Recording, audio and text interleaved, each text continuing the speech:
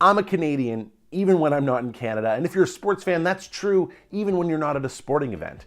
In this video, we're discussing how churches are meant to be intentional communities on Sunday morning and beyond. Don't go anywhere.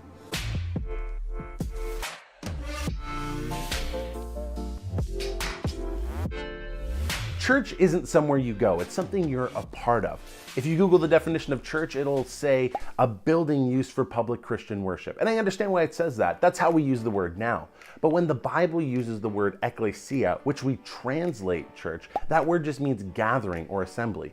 You see, church isn't a location, it's those who are actually meeting. And that's why churches can meet in buildings or in living rooms or in parks, because church isn't a place you go, it's a community that you're part of.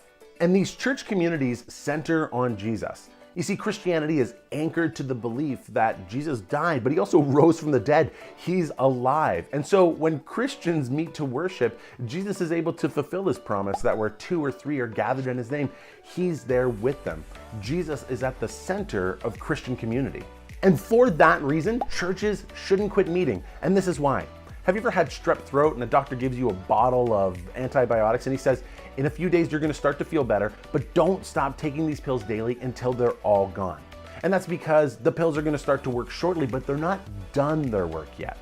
Sometimes that's how we can treat Jesus. He loves us, he saves our soul. Whew, we like that, didn't wanna go to hell, but then we go on with our lives and sometimes even ignore Jesus. But when Jesus saves our souls, he's just started his work. He's not done yet. So we need to keep coming to him daily. Jesus wants to use all the days of our lives to transform us into who we were made to be. And part of the way he wants to do that is with this community called the church, where people are going to love us and cheer us on and live their lives alongside us. So here's today's question. What if church were a community that you were intentional about being a part of?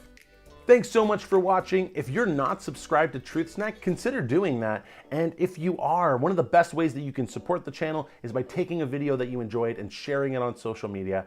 I'll see you next week.